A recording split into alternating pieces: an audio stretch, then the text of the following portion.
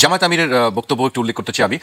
দেশের ১২টা বাজবে আর আমরা আঙুল চুষবো, এটা হবে না বলে হুঁশিয়ারি দিয়েছেন বিরোধী দলীয় নেতা ও জামায়াত ইসলামীর আমির ডাক্তার শফিকুর রহমান। জামায়াতের আমির জানান, সবকিছু দেখে মনে হচ্ছে আরেকটি বিপ্লব আসন্ন, সেই বিপ্লবের জন্য আমি দেশবাসীকে প্রস্তুতি নেওয়ার আহ্বান জানাচ্ছি। তিনি বলেন, পাপের পরিণতি পেতে কিছুটা সময় লাগে, কিন্তু একসময় সেই পাপই পচে গিয়ে ঝরে পড়ে। এখন সেই পাপে পতন ধরেছে। সরকার যদি তা বুঝতে পারে তাহলে ভালো, না বুঝতে পারলে তাদের পতন কেউ ঠেকাতে পারবে না। আল্লাহর কসম করে বলছি, বাংলার জমিনে কোনো ফ্যাসিবাদকে আমরা সহ্য করব না। স্যার, আপনি দুজনের বক্তব্য শুনেছেন। আজকে আমরা একটি দিন পার করছি যে গণ অভ্যুত্থানের দ্বিতীয় বর্ষপূর্তি পেরিয়ে গেছে।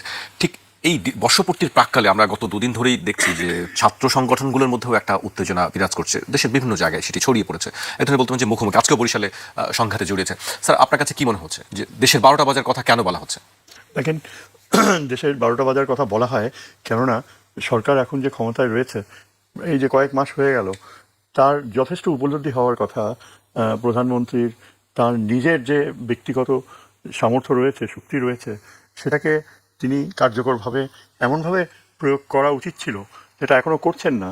যে দুর্নীতি, তার আশেপাশে দুর্নীতি ও ক্ষমতার অপপ্রয়োগ যারা করে, তাদেরকে সারা জাতি স্পষ্ট ইঙ্গিত দিয়ে, আঙ্গুল দিয়ে দেখিয়ে দিয়েছে।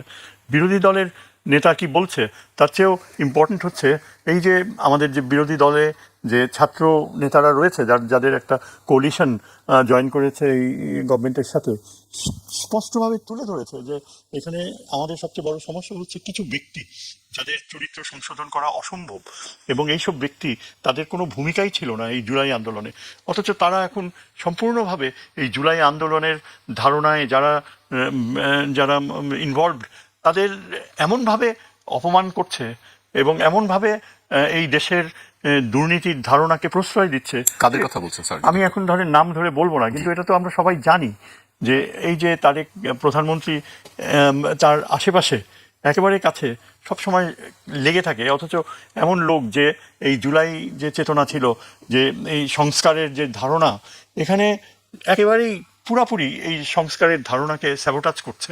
এবং এদেরকে দায়িত্ব দেওয়া হয়েছে এই সংস্কার কমিটিতে, এমন ব্যক্তিদের বসানো হয়েছে যারা একদম কন্ট্রোভার্সিয়াল, একদম তাদের জনগ্রহণযোগ্যতা নাই, এবং হাতে গোনা জাস্ট কয়েকজনকে আইডেন্টিফাই করা যায়। আমার মনে হয় এটা খুবই সুস্পষ্ট আমি কাদের কথা বলছি, কেননা এরা বিএনপির ইমেজকে ধূলিসাৎ করছে। এদের যেখানে বিএনপিতে ত্যাগী নেতা ছিল, যারা দীর্ঘ সময় এই 16 বছরে প্রচুর মূল্য দিয়েছে, তাদের বেশ কিছু নেতাকে এখনও কিন্তু স্বীকৃতি দেওয়া হয়নি, গ্রহণযোগ্য করা হয়নি। এটা একেবারেই এই বিএনপির ঊর্ধ্বতম প্রধানমন্ত্রীর আশেপাশের যে কয়েকজন রয়েছে, এদের জীবনের এরা এমন একটা পর্যায়ে চলে আসছে যারা একেবারে এক্সপোজড, এবং এরা এক্সপোজড হবে আগামীতে। এই যে এস আলমের যে বিশাল দুর্নীতি, শত শত কোটি টাকা লুট করেছে, সেই এস আলমকে কারা রিহ্যাবিলিট করতে চেষ্টা করছে?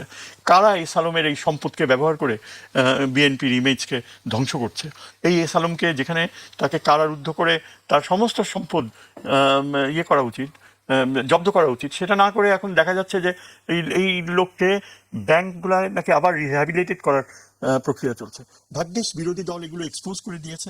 আমি তো মনে করি এখন দেশের সবচেয়ে উৎকৃষ্ট শক্তি হচ্ছে আমাদের যে এই যারা এখন ছাত্র নেতৃত্ব, যারা প্রচুর সাহস নিয়ে যে কথা বলছে, যে আমাদের সাথে তাদের একটা সম্পর্ক গড়ে তুলতে হয়েছে যাতে তারা একটা প্ল্যাটফর্ম পায় সংসদে কথা বলার, এবং কথা তারা বলছে, এমনভাবে বলছে যে এই নতুন প্রজন্মের ভবিষ্যতে তারা যে একটা রাজনীতি দেখতে চায়, জুলাই বিপ্লবের ফলে যে রাজনীতি আসার কথা, যে রাজনীতি এখনো গড়ে ওঠেনি, সেটা যেন গড়ে ওঠে, তার পক্ষে কথা বলছে। আমার মনে হয় প্রধানমন্ত্রী এগুলোর থেকে বের হয়ে আসবে শিগগিরই। তিনি ক্যাবিনেট রিসাফল করবে, সেখানে আমরা জানি না কে রিসাফল হবে, তবে জাতি যেটা চায়, যেটা বিএনপির আমার মনে হয় সিংহভাগ সদস্যরা যেটা আশা করে, তারা মনে করে যে জুলাই বিপ্লবকে সম্পূর্ণ শ্রদ্ধার চোখে দেখে জুলাই বিপ্লবের স্পিরিট অ্যান্ড লেটার সেটাকে ফলো করতে হবে। এবং এখানে যে যারা বাধা হয়ে দাঁড়াচ্ছে, তারা কখনো প্রধানমন্ত্রীর শুভকাঙ্ক্ষী হতে পারে না। তারা এই যে চেষ্টা করেছিল ভারতের, আজকে যদি এই প্রধানমন্ত্রী যদি এত স্ট্রং অবস্থান না নিত, এই ভারতীয় যে নীতি, যে এই যে শেখ হাসিনাকে প্রশ্রয় দিয়ে রাখছে, এবং যেটা অ্যাটর্নি জেনারেল বলেছে যে সাথে সাথেই ঢাকায় আসলে এই অবৈধ প্রধানমন্ত্রীকে অ্যারেস্ট করা হবে, এবং যেখানে সবচেয়ে বড় বাধা হচ্ছে ভারত, সরাসরি তার কূটনীতিতে আমরা দেখতে পাচ্ছি আজকের এই জুলাই বিপ্লবকে ভারত রিজেক্ট করে। আমার এটাই একটা প্রধানমন্ত্রীকে আমি ভূয়সী প্রশংসা করি যে ভারতের রিজেকশনকে একেবারে তিনি ছিন্ন ভিন্ন করে ভারতকে কোনো প্রশ্রয় দেয়নি। এখন আমাদের যে অবস্থান, এটা নৈতিকতার অবস্থান। আমরা এখন ক্লিয়ারলি এই পরিস্থিতিতে দাঁড়িয়েছি যে এই সরকার, অ্যাটর্নি জেনারেল যেটা বলেছে সুস্পষ্ট, যে যদি ওই শেখ হাসিনা আসে, she will be placed in the condemned cell, she will be tried for the murder, and exactly যেটা করার সেটা সারা জাতি সেটাই চায়। ওই একটা মাফিয়া দল ছাড়া। ওই মাফিয়া দল তো কোনো রাজনৈতিক দল না। আমাদের সরকারের এই তথ্যমন্ত্রী নিজেই বলেছে যে এটা একটা মাফিয়া, একে রাজনৈতিক দল বলা যায় না। এই অবস্থান নেওয়াটা খুবই জরুরি ছিল, খুবই প্রয়োজনীয় ছিল। তবে আমার মনে হয়, আমি যেটা আগে প্রথমেই বললাম, বিএনপির ভিতরে যারা এখন এই যে দেশের যে জুলাই সনদকে নিয়ে যারা রাজনীতি করতে চাচ্ছে, যারা জুলাই সনদকে একটা বিএনপির জন্য বার্গেনিং ইয়ে করছে, তারা কিন্তু ফ্যাসিজমের দিকেই বিএনপিকে ঠেলে দিতে চায়। তারা কিন্তু এমন কিছু সংশোধন শব্দটা তারা বাধ্য হয়ে চাপের মুখে বাদ দিয়ে এখন বলছে সংস্কার। কিন্তু সংস্কার করতে হলে একেবারে সমতার ভিত্তিতে যারা বিরোধী দলে রয়েছে তাদের অংশগ্রহণ অপরিহার্য। এখানে এমন এমন কিছু অপরচুনিস্ট ভিতরে ঢুকেছে যাদের ক্লিন রেকর্ড নেই, যাদের যে রাজনীতি, যাদের ধারাবাহিক এই উত্তরাধিকার সূত্রে রাজনীতি, সেখানে ব্যাপক দুর্নীতির ছাপ রয়েছে। তারা কেন বসবে এই সংস্কারের কমিটিতে? তারা কেন থাকবে? কেন এস আলমের যে মেইন প্যাট্রন, সে এই সংস্কারের ধারণাকে ইয়ে করবে? সমস্ত জাতি ঘৃণা ভরে তাকে রিজেক্ট করছে, অথচ সে ছাড়তে চায় না। তো আমি এই বলবো যে অপোজিশন লিডার যে কথাগুলো বলেছে সেটা কিন্তু কনস্ট্রাকটিভ, এবং প্রধানমন্ত্রীর উচিত হবে এই কনস্ট্রাকটিভ। আমি আজকে খুবই আনন্দিত হয়েছি যে আমাদের সম্মানিত চিফ কেয়ারটেকার গভর্নমেন্ট, তিনি প্রধানমন্ত্রীর পাশে স্থান পেয়েছিলেন আজকের এই যে আমরা গণভবনকে যে জাদুঘরে পরিণত করা হয়েছে, এবং তিনি একজন বড় আর্কিটেক্ট, এবং প্রধানমন্ত্রী যে তাকে পাশে বসিয়েছে, তাকে যে যোগ্য সম্মান দিয়েছে, এটা প্রধানমন্ত্রীর আত্মা, তার যে বিবেক, সেটা আমি বুঝতে পারি যে তার বিবেক ঠিক জায়গায় রয়েছে, এবং তার বিবেকের প্রতিফলন এমনভাবে আগামীতে ঘটবে যারা দুষ্ট তাদেরকে যেন পরিহার করতে পারি। স্যার বক্তব্য আমরা শুনছিলাম, শুনছিলাম মনে হচ্ছে স্যারের ক্লাস আমরা আছি। স্যারের কাছে আমি আবারও আসবো, আমি কামাল ভাইয়ের কাছে আসতেছি। কামাল ভাই, আমি যদি জামায়াত আমিরের বক্তব্যটি বলি, তিনি বলছেন যে সবকিছু দেখে মনে হচ্ছে আরেকটি বিপ্লব আসন্ন। 2 বছরের মাথায় তিনি তার একটা আশঙ্কার কথা বলেছেন, রাজনৈতিক বক্তব্য অবশ্যই সেটা, এবং সেটা এক ধরনের সতর্কবার্তা। এভাবে যদি আমরা নেই, খুব নিন্দা করার কিছু থাকে না। আবার যদি এটাকে নেতিবাচক ভাবে নেই যে মাত্র 2 বছরের মধ্যে এসব বিপ্লবের কথা শুনতে হয় কেন আবার। স্যার আন্তর্জাতিক বিষয়াদি নিয়ে বাংলাদেশের একজন তারকা ব্যক্তিত্ব, আমাদের সৌভাগ্য যে আমরা স্পষ্ট কথা বলার লোকজন কিন্তু ইদানিং পাই না, অথবা পাই মনে মনে একটা লালন করেন, ধারণ করেন আরেকটা, চর্চা করেন গিয়ে আরেকটা, আবার মুখে বলেন আরেকটা। স্যার বরাবরই যে বিশ্বাসটা তিনি স্পষ্ট করে বলেন। তো আপনি যে বলেছেন 12টা বাজবে কেন, ওই 12টা বাজার অন্যতম এক কারণ হচ্ছে স্পষ্ট কথা বলার লোকও আমাদের সমাজে এখন কিন্তু নেই বললেই চলে, নির্মোহভাবে। তো ওই ক্ষেত্রে আপনাকে ধন্যবাদ। স্যারের প্রতি তো শ্রদ্ধা আছেই, যে আমি কিন্তু খুব মনোযোগ দিয়ে শুনেছি স্যারের কথাগুলো। এখন সমান্তরালে স্যার কিন্তু সরকারের মঙ্গল কামনা করেছেন। সমান্তরালে বিরোধী দল যে সতর্ক করছে সরকারকে, সেটাকেও ইতিবাচকভাবে নিয়েছেন। আমরা এইভাবে নিতে পারি না, কিন্তু আমরা একটা ব্যবধান তৈরি করে ফেলি, যে কোনো বিষয় নিয়ে আমরা ব্যবধান তৈরি করে ফেলি। প্রধানমন্ত্রী তো যথার্থ বলেছেন যে ইস্যু তৈরি করার অপচেষ্টা আছে, পরিস্থিতিকে গোলমাল বাঁধানোর। ইস্যু তৈরি করার কোনো দরকার নাই তো, আমরা তো ইস্যুর বারুদের মধ্যে আছি এখনো। আমরা যদি আবেগ কাতর হই, যে দিনটা মাত্র পার হলাম এই কিছুক্ষণ আগে, আবেগ কাতর হলে সেটার নাম 36 জুলাই, আবার বাস্তবতার নিরিখে 5 আগস্ট। তো এইরকম একটা দিনে আমি ইতিবাচকভাবে নিতে চাই যে প্রধানমন্ত্রী একটা বিষয়কে অ্যাড্রেস করেছেন, যে কেউ যেন বাড়তি ইস্যু তৈরি করে পরিস্থিতি ঘোলাতে না করেন, অর্থাৎ তার কাছে নিশ্চয়ই কিছু মেসেজ আছে। একইভাবে যখন বিরোধী দলীয় নেতা কিছু সতর্ক করেছেন, সতর্ক করারও দরকার আছে। স্যার কিন্তু কয়েকটা বিষয় স্পষ্ট বলেছেন, এভাবে কেউ বলতে চান না। দোষারোপ কিন্তু একে অপরকে করছেন, সেটাও তো দোষারোপ করা অর্থ তো সতর্ক করা। কারণ বাংলাদেশের রাজনীতিতে আমরা যে শেখ হাসিনাকে স্বৈরাচার বলি, বলে দিচ্ছি তিনি স্বৈরাচার, কিন্তু তাকে স্বৈরাচার বা ফেসিস্ট করার পেছনে যে বন্দনা ছিল, প্রশংসা ছিল তখনকার বিরোধী দলের, আমাদের কিন্তু এগুলো মনে আছে। আওয়ামী লীগের নেতারা শেখ হাসিনার এত প্রশংসা করেন নাই, তখনকার বিরোধী দল দিনভর যেভাবে প্রধানমন্ত্রীর ওই শেখ হাসিনার প্রশংসা করতেন। সেই ক্ষেত্রে আমি এখন যেটা বললাম এটা আংশিক হয়ে যায়। আমাদের এই গণমাধ্যম থেকেও আমরা কিন্তু কম করিনি, যাচ্ছে তাই প্রশংসা আর বন্দনা স্তুতি গাওয়ার মধ্যে ছিলাম। এগুলোর যোগফল কিন্তু তাকে ফেসিস্ট হতে আরো সমৃদ্ধ করেছে। তো সেই দৃষ্টিভঙ্গি থেকে আপনি ভাবলে আজকের বিরোধী দল সরকারকে সতর্ক করেছে। তো কিন্তু আফসোসের বিষয় যে জায়গাটা, সরকারের দিক থেকে আহ্বান জানানো হচ্ছে, তার মানে সতর্ক আছে, বিরোধী দল থেকেও সতর্ক করা হচ্ছে। এর মধ্য দিয়ে আমরা দেখলাম যে এক শনি ঘুরছে, বৃহত্তর সিলেট দিয়ে ঘুরতে ঘুরতে ঢাকায় চলে আসলো শনিটা, ঢাকা থেকে চলে গেল বরিশাল অঞ্চলের দিকে। তাও আবার কোন সময়টায়? যখন জুলাই অত্যন্ত প্রাসঙ্গিক, একটা বর্ষপূর্তির সময়। এগুলো কিন্তু বাজে বার্তা দিচ্ছে যে এগুলো কি তারা নিজেরা করছে, নাকি তাদেরকে দিয়ে করানো হচ্ছে, নাকি তারা কারো শিকার হচ্ছে। আপনি ফুটেজগুলো বোধহয় খেয়াল করেছেন অবশ্যই। হেলমেট আবার দেখেছি আমরা। হেলমেট বলতে আমরা হেলমেট লিগ বলতাম, হাতুড়ি লিগ বলতাম। তো গত 2-3 দিনের যে পারফরমেন্স দুই দলের, খবর নিচ্ছে কে জিতেছে, কে হেরেছে, কে বেশি পেরেছে।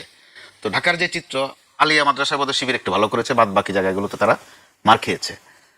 তো তাদের মধ্যে হেলমেটের ভিতরে অন্য কেউ লুকানো আছে কিনা, কারণ গুপ্ত সুপ্ত এই শব্দগুলো একটা সময় খুব আলোচিত ছিল, সমালোচিত ছিল। আলোচনার সমালোচনার মধ্য দিয়ে তথ্য বের হয়ে গেছে যে কে কোথায় কোন পরিচয়ে ছিল। তো এখনো যে নমুনা আমরা দেখছি হেলমেটের ফাংশন, তার উপর চোখ তুলে ফেলা কিন্তু খুব সিগনিফিকেন্ট। 24 জুলাই আগস্ট আন্দোলনের যে নিহত সংখ্যাগুলো আপনি খেয়াল করে দেখবেন, অধিকাংশের গুলিটা করা হয়েছে চোখ বরাবর, কপাল বরাবর, গলা বরাবর। এখনো সময়ের ব্যবধানে আপনি দেখেন এই পক্ষগুলোর ছাত্রদল, এনসিপি, শিবির, সিলেট অঞ্চলে চোখ তুলে ফেলা হলো একটা ছেলের। এই চোখটা আর ফেরত আসবে না। তারা হয়তো তাদের ভুল শুধরাবেন, কোনটা শুদ্ধ করেছেন, কোনটা ভুল করেছেন, আবার কোলাকুলি করবেন। তো ওই সময় যখন ওই ছেলের মা এসে বলবে তোমরা তো আবার কোলাকুলি করলে, আমার ছেলের চোখটা একটু ফিরিয়ে দাও, সেটা কিন্তু আর তারা পারবেন না। এমনিতে চোখ হারা অসংখ্য আহত কিন্তু এখনো বিভিন্ন হাসপাতালে, জুলাইয়ের ওই আন্দোলনের সময় চোখ হারা। তার উপর এরকম একটা সময়ে যখন জুলাইকে স্মরণ করার বিষয় যদি কোনো ত্রুটি থেকে থাকে পথ পরিক্রমায়, সেগুলো শুধরানোর কথা। ওই সময় তারা যেভাবে সংঘাতে লিপ্ত হচ্ছেন, এটা কিন্তু তখন ওই যে ডাক্তার সাহেব যেটা বললেন, ডাক্তার শফিক সাহেব, যার একটা বিপ্লব বুঝি স্মরণ করিয়ে দিলেন। সবসময় বিপ্লব আন্দোলন এগুলো শুনতে কিন্তু ভালো লাগে না স্যার। যুদ্ধের সাথেও কিন্তু আমরা শব্দ একটা ব্যবহার করি, ওয়ার অ্যান্ড পিচ। মাঝে মধ্যে একটু শান্তি লাগে। তো বিপ্লব শুনতে ভালো লাগে, একটু তেজ আসে শরীরে, বলতে একটু কাঁপুনি আসে, কিন্তু সবসময় সেটা প্রত্যাশিত নয়। এখন বিপ্লবের সময় নয়। সতর্ক করতে পারেন, সতর্কতার ভাষা আছে। দুই দলেই কিন্তু বুঝবান লোক আছেন। স্যার যেভাবে স্পষ্ট করে বেশ কিছু ইঙ্গিত দিয়েছেন, এগুলো যদি সরকারি দলের লোকজন শোনেন মনোযোগ দিয়ে, এখানে দুইটা বিষয় আছে। শুনলে রাগ করার লোকজনও পাবেন, অসংখ্য লোকজন পাবেন যে স্যার এই সময় এসে এগুলো কি বলে।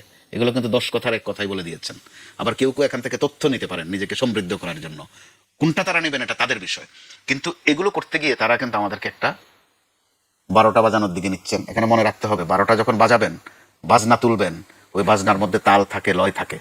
আবার 12টার পর কিন্তু একটা বেজে যায়, অর্থাৎ কিছু একটা হয়ে যায়। তো সেই জায়গা থেকে তারা নিশ্চয়ই উপলব্ধি করবেন যে 12টার এই মোহনার মধ্যে তারা কিছু একটার মধ্যে আবার পড়ছেন কিনা অথবা পড়তে যাচ্ছেন কিনা।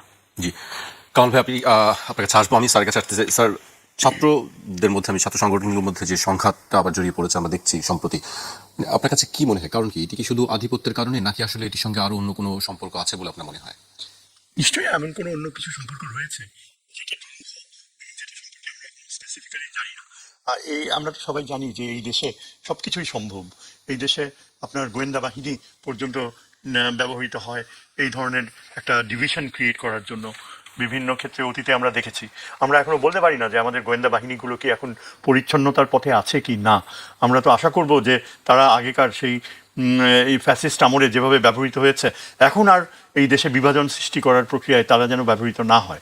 এরপরে আমার মনে হয় যেটা আমাদেরকে খুবই আক্রান্ত করে, ইয়ে করে, যে এখানে সবাই খুব সেন্সিটিভ এবং খুবই কশাসলি দেখছে যে এই সরকারের যে ছাত্র সংগঠনটি, ছাত্রদল, তাদের আচরণ কেমন, যার ফলে তারা বিভিন্ন শিক্ষা প্রতিষ্ঠানে নৈতিকতার সমর্থন পাবে কি না।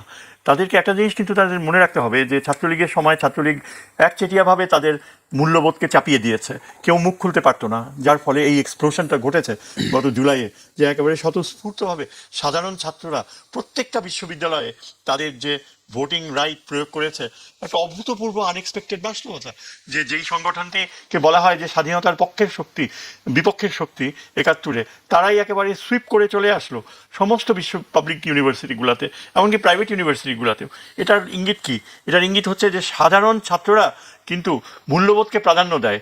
আপনি 71-এর কথা বলবেন, আপনি 71-এর ধারণার কথা বলবেন, অথচ কাজের বেলায় আপনার সামান্য সহনশীলতা থাকবে না। আজকে ওই পর্যায়ে আমরা যাওয়ার কালো মেঘ দেখতে পাচ্ছি যে এই যে সরকারি দলের সংগঠনটি, তাদেরকে বারবার চিন্তা করতে হবে যে সাধারণভাবে তারা যদি লাঠিসোঁটা নিয়ে রামদাও নিয়ে তারা বের হয়, আমরা মিডিয়াতে এটা বারবার দেখতে পাচ্ছি। এখন তো আবার আপনার মিডিয়া শুধু তাৎক্ষণিক না, কয়েকদিন পরে আপনি বারবার রিপিট করে ওই পডকাস্টগুলোতে দেখতে পান যে কি হচ্ছে না হচ্ছে। এগুলো সব কিন্তু দর্শন করছে সাধারণ জনগণ, কোটি কোটি মানুষ। এবং এরা অত্যন্ত দুশ্চিন্তার বিষয়, যে আমি নিজেই দুশ্চিন্তাগ্রস্ত বোধ করি যে সরকারের যে ছাত্রদল তারা কি সাধারণ ছাত্রদের কাছে এমন কিছু করছে যে তারা গ্রহণযোগ্যতা হারাবে। সেটা যদি হয় তাহলে কিন্তু তাদের জন্য এটা একটা বড় অশনির সংকেত। তখনই তারা যাদেরকে রাইভাল মনে করে, যাদেরকে এই যে একদিকে ছাত্র শিবির, আবার অপরদিকে যে ছাত্রদের যে পলিটিক্যাল পার্টি যারা জামাতের সাথে কোলিশনে রয়েছে, পার্লামেন্টে রয়েছে, এদের প্রতি তখন কিন্তু সাধারণ ছাত্ররা বাধ্য হয়ে ঝুঁকে পড়বে। এবং এভাবেই কিন্তু নতুন করে দেশে একটা আগুন জ্বলার, স্পার্ক হওয়ার পরিস্থিতি সৃষ্টি হয়।